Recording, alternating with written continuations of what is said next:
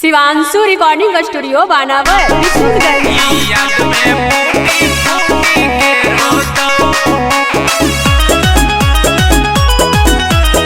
Music by Gulshan गुलाब।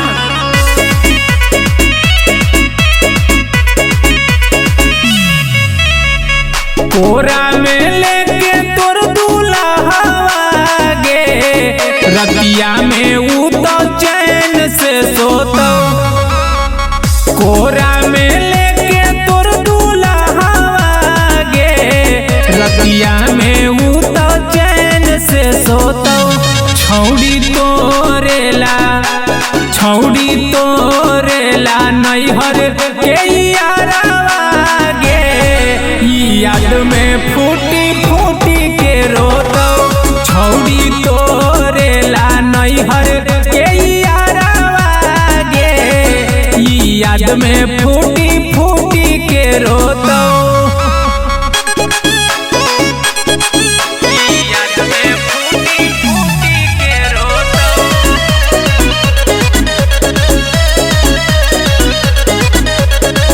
काहेल कैले हनही हमारा से प्यार गे खोज के जहलोगे छोड़ी दोसरे भतार गे।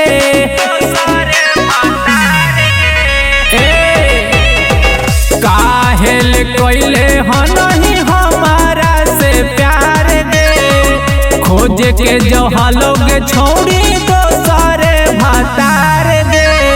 एने हमर दिलवा पगल रोतौगे ओने भतारा जब टोतौ। एने हमर दिलवा पगल रोतौगे ओने मन भर टोतौ। छौड़ी तोरेला नैहर के यारवा गे याद में फूटी फूटी के रोतो।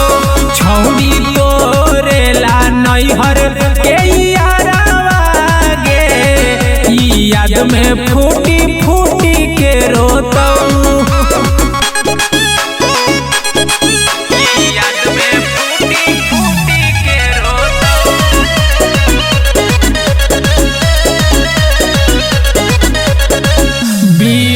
बवालावा से कोई भी छौड़ी घात गे रोवही धरी के अपन माथा पर हाथ गे।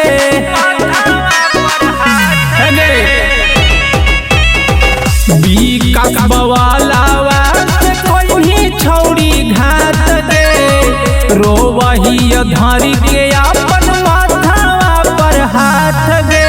दिलावा में ना के बियावा गे पूजरियो अपने मन से बोतो।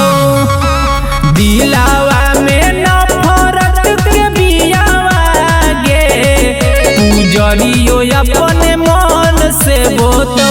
छौड़ी